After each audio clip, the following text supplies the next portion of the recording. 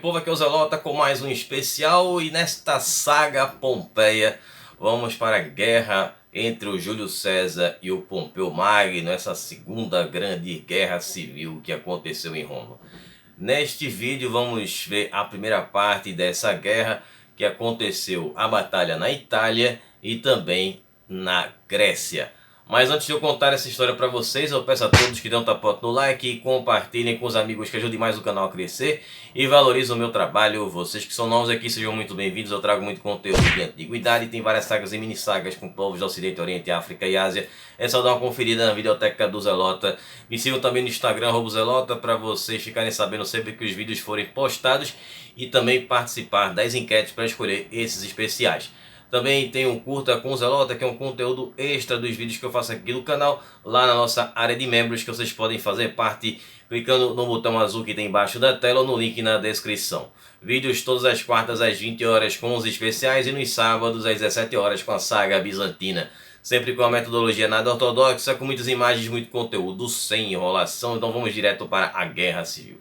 Bom, no vídeo anterior eu falei que o Júlio César já estava na fronteira da Itália e ficou toda aquela situação do Senado e outros políticos romanos atentando o Pompeu a enfrentar o Júlio César, pois ele era uma ameaça para a democracia romana. Então vamos ver a partir deste ponto que vai ser o início desse vídeo. Bom, o César, como eu falei, ele estava com uma legião, então isso fazia com que ele se movimentasse de forma mais rápida, o que vai começar a ter essas consequências. Primeiro ele mandou um destacamento para Arimium. Arimium, que hoje é a comuna de Rimini, na Itália. E essa era a primeira cidade italiana. E ele pega essa cidade de surpresa. Bom, depois de conseguir atacar a cidade de Arimium, o Júlio César ele finalmente atravessa o rio Rubicão.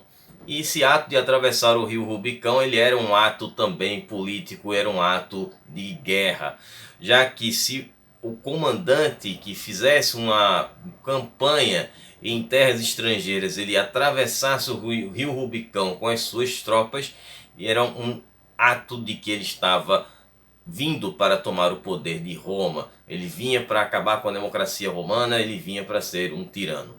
Então esse ato já alarmou totalmente a população em Roma, começando pelos cônsules, que já rapidamente instruíram o Pompeu a recrutar um exército o mais rápido possível. O Senado entrou em pânico com a velocidade com que Júlio César estava se movendo. E aí Cícero, aquele político bastante influente, ele sugeriu que fosse enviada uma baixada para negociar com Júlio César, para que ele não viesse para Roma. Só que os dois cônsules estavam confiando que Pompeu ia montar o exército, rejeitaram essa proposta. E aí o César continuou o seu caminho até Roma e foi conquistando as cidades que ele encontrou pela frente, sem encontrar muita resistência ou praticamente nenhuma resistência. Ou porque elas tinham guarnições que eram muito fracas, ou essas cidades aderiram ali para o lado do Júlio César.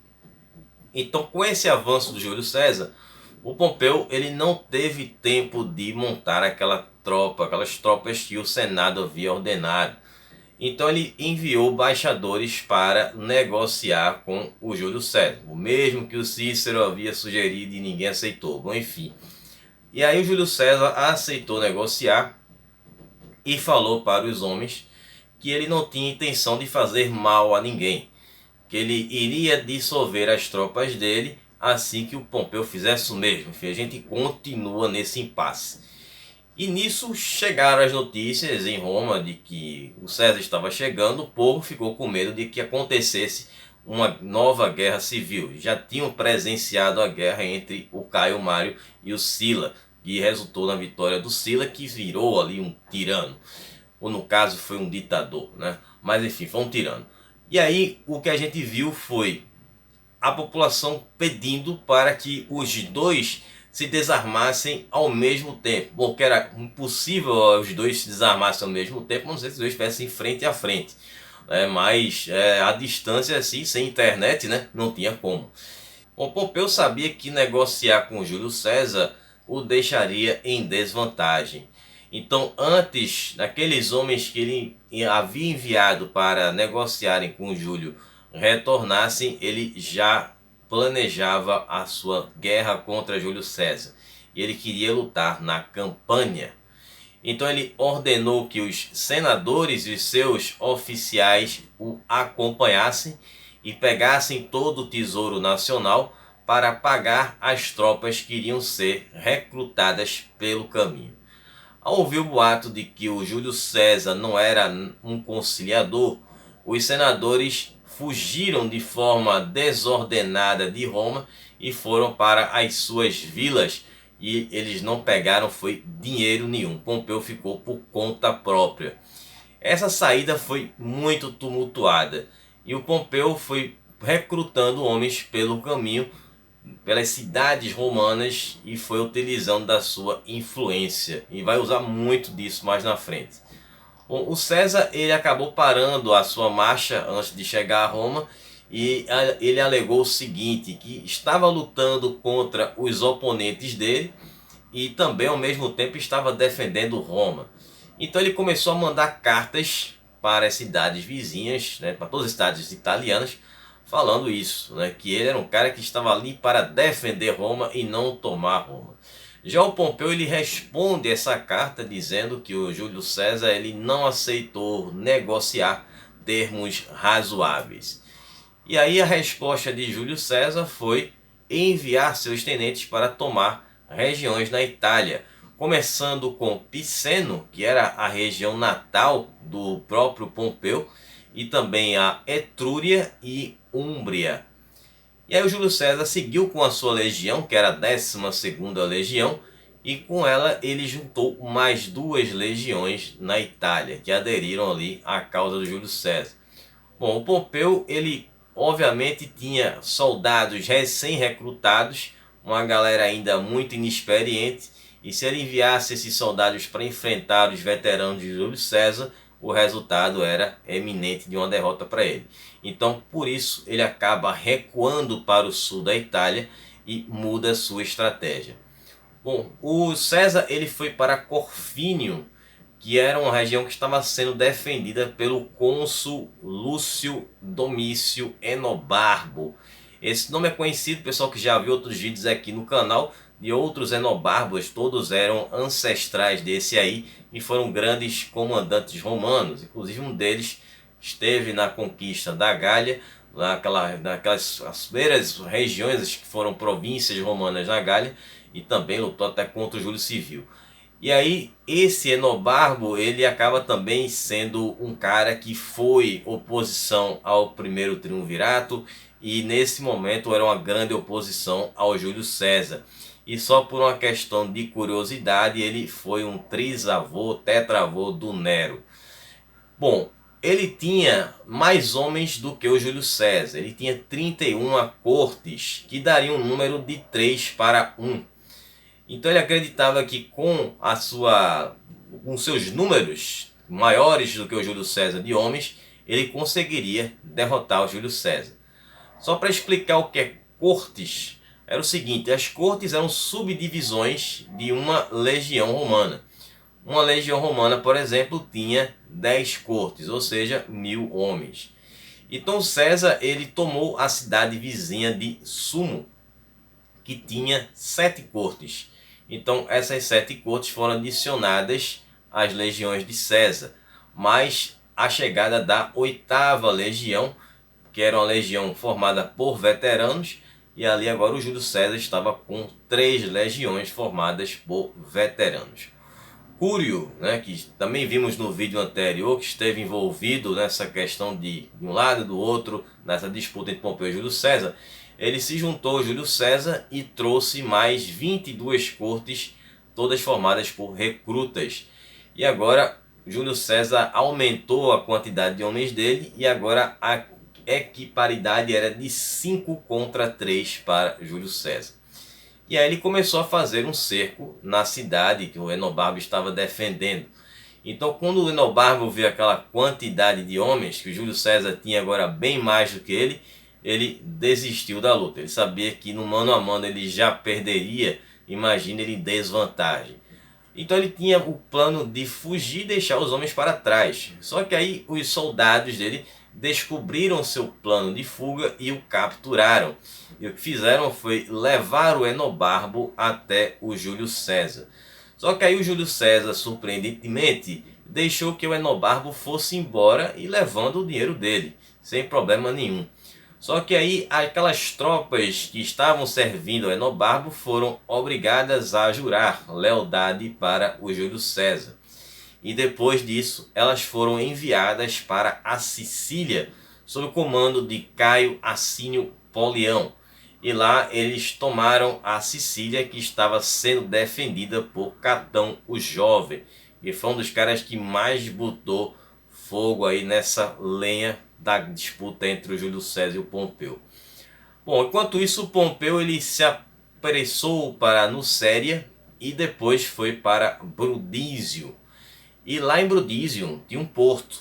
Então dali ele teria a opção de deixar a Itália e ir para a Grécia, que foi uma outra coisa que passou pela cabeça dele. Ele já começou a desistir de lutar na Itália.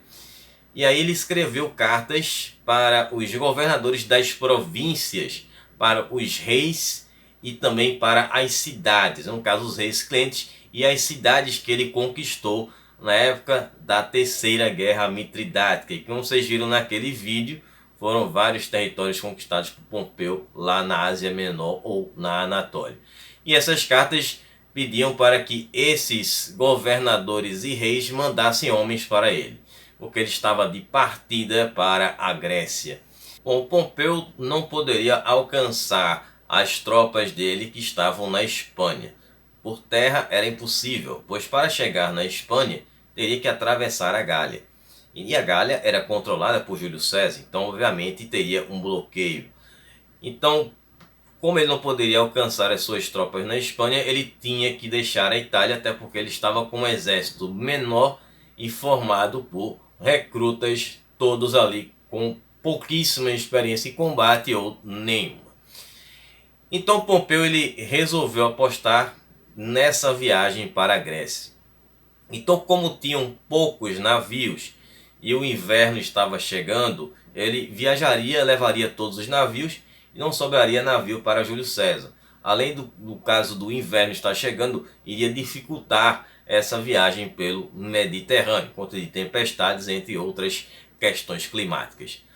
Só que aí, como essa mudança de plano aconteceu em cima da hora dessa viagem para a Grécia, o Pompeu ele não tinha navios suficientes, né, como eu já falei, e ele tinha apenas navios que davam para levar 30 das 50 cortes que ele tinha. Então o que é que o Pompeu fez? Ele decidiu enviar 30 dessas cortes, mais os seus cônsules, no caso os cônsules romanos, para Dirráquio, que é a cidade de Durres, atual Durres, lá na Albânia. E depois ele seguiria viagem na sequência e ficaria na Itália esperando o retorno desses barcos. Então, essas cortes com os cônsules viajaram no dia 8 de março.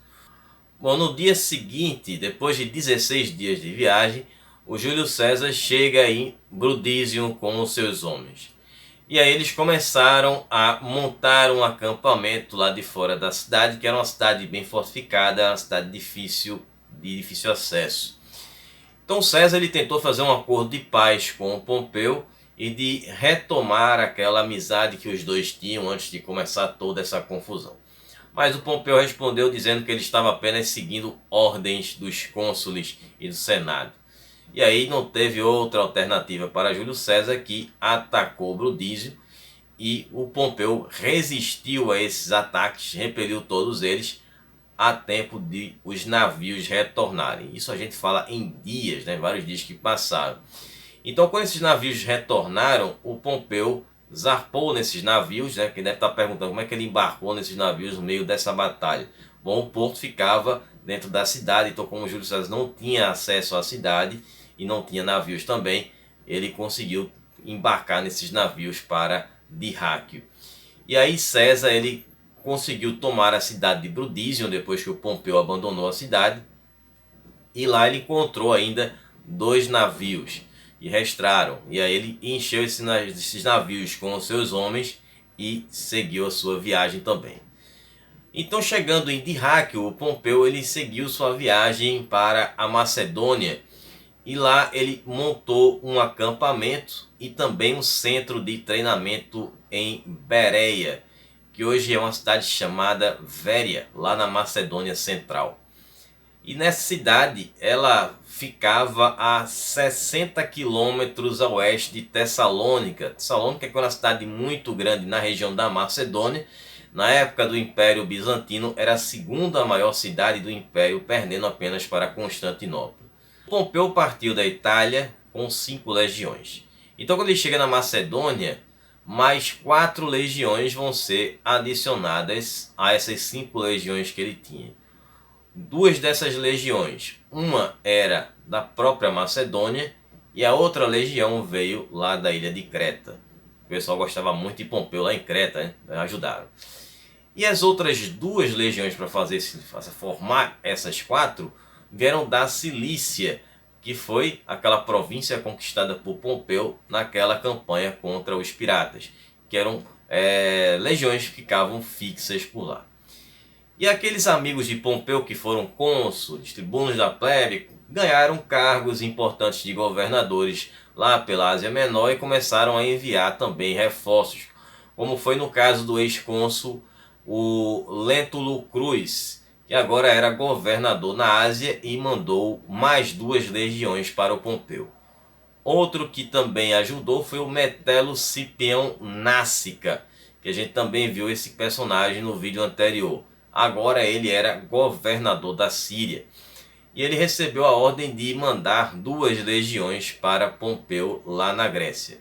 Só que aí ele teve dificuldades de chegar por lá, pois ele tinha que atravessar as montanhas Nur, que na Idade Média essas montanhas eram chamadas de Montanhas Negras. Então, como ele estava já na época do inverno, ele não conseguiu atravessar essas montanhas e acabou ficando em Pérgamo, onde lá ele montou um acampamento de inverno e ficou com seus homens esperando o inverno passar, né? Pérgamo, que inclusive também foi um antigo reino. E aí o Pompeu deu ordens para que todos aqueles governantes do Oriente mandassem homens para ele. Então foi uma lista de vários antigos reinos que foram conquistados pelo Pompeu e também cidades como a Galícia, Capadócia, Armênia Menor, Armênia Maior, Lícia, Pisídia, Panfilha, Panflagônia, o Ponto, Comagena, que também foi um antigo reino, e o Egito. Então vários contingentes foram enviados para Pompeu, que formou o seu exército com as legiões servindo de infantaria, mais 1.200 fundeiros e 7.000 cavaleiros. Fundeiros é aquela arma de funda, né, que utilizada pelo Davi. Bom, tem uma galera no Oriente que usava muito aquela arma ali. E também uma frota de 500 navios, sendo desses 500, 300 eram de guerra. E eles vieram dessas várias localidades conquistadas por Pompeu, mas nenhum veio da Judéia. E aí essas fragatas estavam sendo, ou flotilhas, foram sendo comandadas pelos aliados de Pompeu, entre eles o filho mais velho do Pompeu, que era o Pompeu o Jovem. Os objetivos dessas frotas eram de impedir que o milho chegasse até Roma. Também que suprimentos chegassem para as tropas de Pompeu e também evitar que César chegasse na Macedônia. Então também 16 navios desses 300 navios de guerra foram enviados para Massília, que é hoje a cidade de Marsella, na França, que era uma cidade importante na Gália, a Gália que era ocupada ali pelo Júlio César, então ele resolveu também atacar o Júlio César no seu próprio território.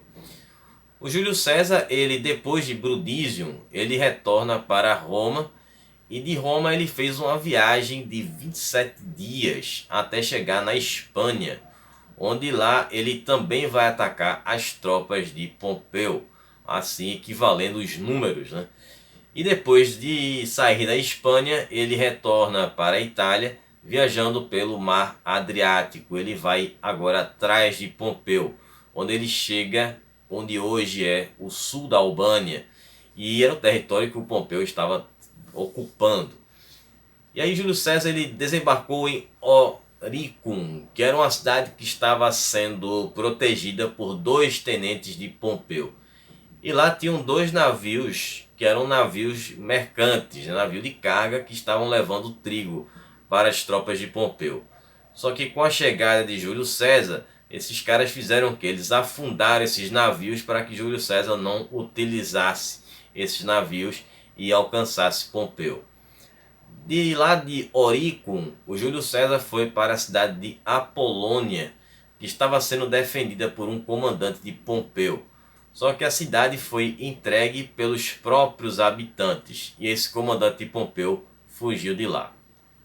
E a cidade de Apolônia acaba sendo uma base para Júlio César nas suas operações. E de lá César foi para Dirráquio. E lá em Dirráquio estava o arsenal de Pompeu. Só que Pompeu ele conseguiu chegar antes de Júlio César a tempo de construir um acampamento fortificado. E lá foi onde aconteceu a Batalha de Dirráquio. Então o Pompeu fez esse acampamento fortificado e Júlio César, em resposta, ele vai fazer uma circunvalação. Ou seja, ele vai fazer aquela vala ao redor do acampamento e também fez aquele muro, utilizando a mesma estratégia que ele tinha utilizado em Alésia contra o Vercingetorix, né, que foi o último líder dos gauleses que o Júlio César derrotou. Detalhes dessa batalha, vou deixar o card no vídeo aqui em cima, vocês assistirem depois. E aí foram 6 tentativas de invasão do Júlio César que não tiveram sucesso, todas sendo repelidas pelo Pompeu. E aí as tropas de César começaram a sofrer com a questão da falta de alimento, né, que estavam ali do lado de fora. Já o Pompeu, ao contrário, apesar de estar sitiado, ele estava no seu acampamento, mas ele estava sendo abastecido pelos navios que vinham pelo mar, né? O acampamento ficava bem próximo do mar, então ele estava recebendo esses suprimentos. Só que teve um problema. O Pompeu, como ele fez esse acampamento nas pressas, ele deixou pouca faixa de terra, então não tinha grama suficiente para alimentar os cavalos. Então, outro problema também foi que o Júlio César ele cortou um córrego que passava ali perto do acampamento e que abastecia com água potável. Então aí foi um outro problema que o Pompeu teve. Enquanto as tropas de Júlio César estavam ali naquele momento passando dificuldades, mas a colheita do trigo estava perto, né, no caso do cereal, e eles iriam se alimentar com aquela colheita. Então Pompeu ele tinha de qualquer forma quebrar esse cerco do Júlio César. E aí, para sorte do Pompeu, 2 desertores de Júlio César chegam e dizem que aquela barreira feita por Júlio César tinha uma falha. Havia uma lacuna entre 2 paliçadas, na parte que era perto do mar, né, que elas não foram unidas. E aí o Pompeu e os homens dele foram lá e derrubaram essa passagem, onde eles poderiam se expandir e até sair. Só que Júlio César e Marco Antônio chegaram a tempo de evitar que o Pompeu saísse, e ali teve um rápido combate. Mas mesmo assim o Pompeu teve tempo de montar um novo acampamento, e lá ele teria mais terra, que seria mais espaço para que os animais pudessem se alimentar. Então ele também aproveitou que Júlio César havia abandonado um acampamento por lá e ele fez uma trincheira fazendo a ligação entre aquele primeiro acampamento fortificado e este segundo acampamento, o que faria a ligação em que os cavalos poderiam atravessar de um acampamento para o outro, assim também como os homens. E outra coisa que o Pompeu conseguiu fazer foi de se reaproximar do riacho, desviando novamente o caminho desse riacho até o seu acampamento. E aí o Júlio César ele ataca esse novo acampamento do Pompeu, só que como Pompeu tinha mais homens, ele chegou com a cavalaria e atacou Júlio César, que teve que bater em retirada e abandonar o cerco.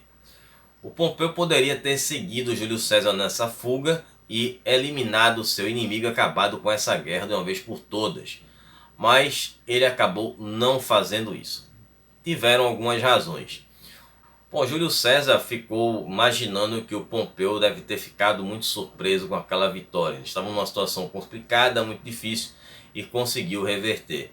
E o próprio Júlio César, quando conseguiu bater em retirada, ele até deu uma alfinetada em Pompeu, dizendo que se do lado inimigo tivesse um verdadeiro vencedor, o Júlio César teria sido derrotado, né? No caso, Pompeu teria derrotado Júlio César. Então, esse Pompeu não era vencedor. Bom, mas tivemos questões que foram justamente o que atrapalharam o caso do Pompeu ir atrás do Júlio César. Bom, primeiro que o Pompeu estava desconfiado que aquela informação de que aqueles desertores foram dar poderia ser uma emboscada. Por isso ele foi com pouca gente e foi com desconfiança. Então, quando ele viu que a coisa realmente era uma informação verdadeira, que ele foi com tudo.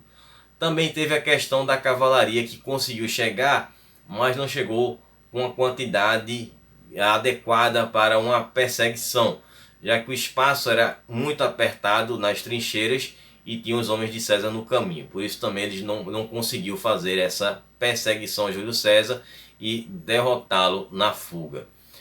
Bom, e aí teve a questão do Júlio César retornar para a Polônia, que ficou, como eu disse, uma base para o Júlio César. E lá ele foi cuidar dos soldados feridos, também foi pagar os soldados, né, que estavam com ele e fazer novas alianças. Então Júlio César permaneceu na região da Líria por 4 dias. E lá ele ficava recebendo suprimentos vindos de Roma e ficou driblando Pompeu diversas vezes. Então Pompeu ficou procurando Júlio César por lá e não conseguia encontrá-lo e acabou desistindo dessa busca. E a partir desse ponto, o Júlio César vai novamente atrás do Pompeu para mais um embate. Bom, espero que vocês tenham gostado, que vocês tenham entendido. No próximo vídeo nós veremos a segunda e última parte dessa guerra civil e também o final dessa saga Pompeia. Veremos finalmente Pompeu no Egito. E no próximo sábado vamos ter saga bizantina, vamos ver o final do reinado do Manuel II, com o cerco em Tessalônica, também como o Manuel encerrou a vida dele, né? Ou no caso, como ele faleceu. E já veremos também o início do reinado do João VIII, que foi o penúltimo imperador romano. Para quem faz parte do acampamento Zelota, o vídeo já está disponível aí para vocês darem uma conferida. Eu vou ficar por aqui, um abraço do Zelota, até sábado, falou pessoal.